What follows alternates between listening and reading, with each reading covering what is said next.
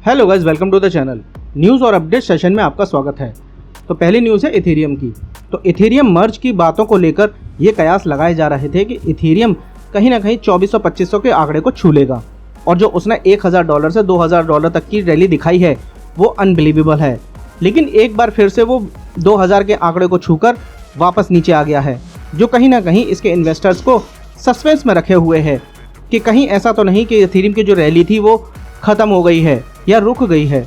इसी के विपरीत बहुत सारे ट्रेडर्स जो हैं वो ऐसे भी हैं जो कह रहे हैं कि इथेरियम की रैली अभी रुकी नहीं है, ये सिर्फ एक रेस्ट मोड पर है और आगे भी इथेरियम के प्राइस में जंप देखने को मिलेगा। अगली न्यूज़ की बात करें तो यहाँ पर गैलेक्सी डिजिटल की तरफ से दूसरी न्यूज़ निकल कर आ रही है। तो गैलेक्सी डिजिटल ने मई में ये अनाउंस किया था कि वो बिटगो को एक्वायर करने वाले हैं, जिससे वो अपनी लिस्टिंग करवा सके यूएस में। तो अब ये उनकी तरफ से निकल के आ रहा है कि अब वो बिटगो को एक्वायर नहीं करेंगे, जिससे ये प्लान अभी कहीं ना कहीं अधर में अटक गया है। उनका कहना है कि बिटगो को 31 दिसंबर 2022 तक की अपनी ऑडिट रिपोर्ट जमा करानी थी, जो उन्होंने नहीं करवाई है, जिस वजह से वो इस प्लान को लेकर असमंजस में हैं और उन्होंने बिटगो के साथ आगे बढ़ने की पॉसिबिलिटीज़ को रिजेक्ट कर दिया है।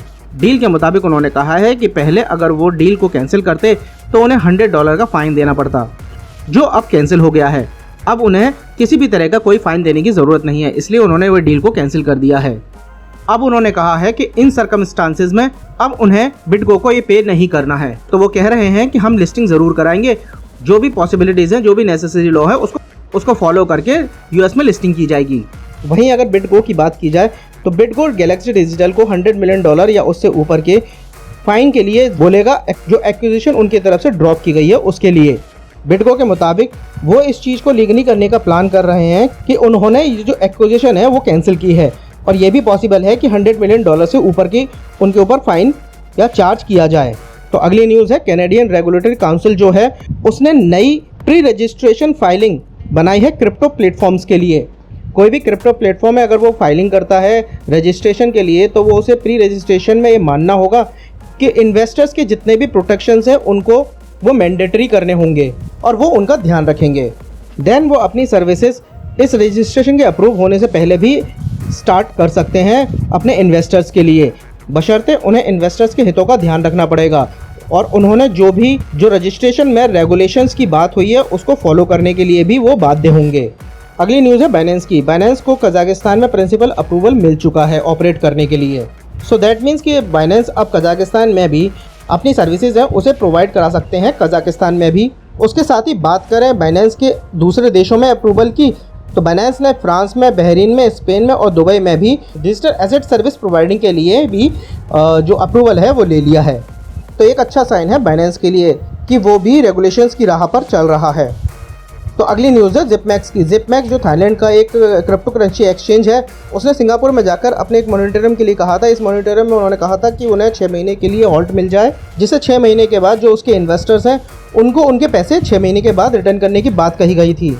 तो इसके एवज में सिंगापुर हाईकोर्ट ने वहाँ पर उनको 3 महीने के लिए प्रोटेक्शन दे दिया है, जिसमें उन्हें 3 महीने तक का टाइम मिल गया है, जिसमें उन्हें 2 दिसंबर तक का टाइम मिल गया है अपने प्लान को रीस्ट्रक्चर करने के लिए।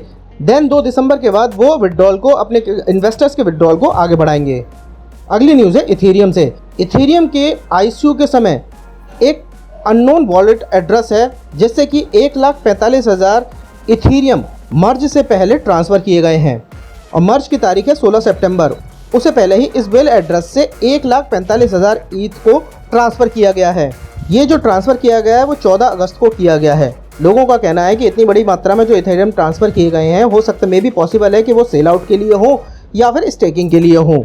लोगों का अनुमान है कि अगर ये इथेरियम जो ट्रांसफ़र किए गए हैं वो अगर स्टेकिंग पर जाते हैं तो वो अच्छा है इथेरियम के लिए भी और इन्वेस्टर्स के लिए भी, और अगर ये सेल होते हैं तो इसकी टोटल वैल्यू $250 मिलियन के करीब बनती है। तो $250 मिलियन की इस सेल से मार्केट पर इतना ज़्यादा इम्पैक्ट नहीं पड़ेगा। हाँ, अगर ये वैल्यू बिलियंस में होती तो कुछ फ़र्क पड़ सकता था मार्केट के ऊपर, लेकिन ये वैल्यू मिलियंस में है और वो भी सिर्फ 250 मिलियन है, तो इतना कोई ज़्यादा फ़र्क नहीं पड़ेगा। अगली न्यूज़ है यूरोप से। यूरोप की एक लीडिंग टायर मैन्युफैक्चरिंग कंपनी है जो पुराने टायर हो जाते हैं उनको, जो उनके ऊपर रबर चढ़ाकर उनको रीब्रांड करके रीमैन्युफैक्चर किया जाता है, उसमें वो सबसे बड़ी कंपनी है। उनका कहना है कि वो अब क्रिप्टो में भी पेमेंट को एक्सेप्ट करेंगे। अभी तक वो पाउंड्स में ही पेमेंट को एक्सेप्ट करते थे। उनका कहना है कि उनके जो कस्टमर्स जो हैं उनको नए ऑप्शंस देने के लिए क्रिप्टो करेंसी में पेमेंट को एक्सेप्ट किया जा रहा है, जो कि एक अच्छा इनिशिएट हो सकता है। तो अगली न्यूज़ है दुनिया के 2 बड़े इन्वेस्टर्स की। उनमें से एक है JP मॉर्गन के बॉस जेमी डायमन की।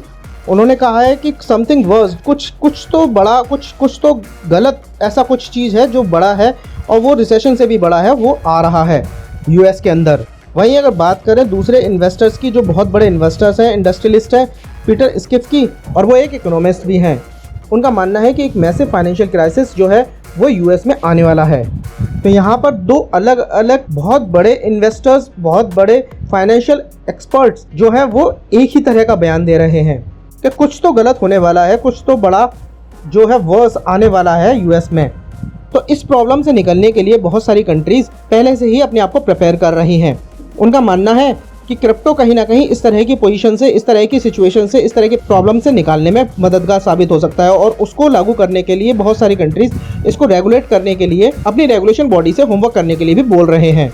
तो गाइज, ये थी आज की न्यूज़ एंड अपडेट। न्यूज़ और अपडेट सेशन के लिए कोई सजेशन हो तो आप हमें कमेंट बॉक्स में ज़रूर लिखकर बताएं। तो गाइज, इस सेशन में सिर्फ इतना ही। वीडियो पसंद आया हो तो वीडियो को लाइक ज़रूर करें, और चैनल सपोर्ट के लिए चैनल को सब्सक्राइब कर चैनल के साथ भी जुड़ जाएं। तो मिलते हैं फिर किसी नेक्स्ट वीडियो में। Thank you.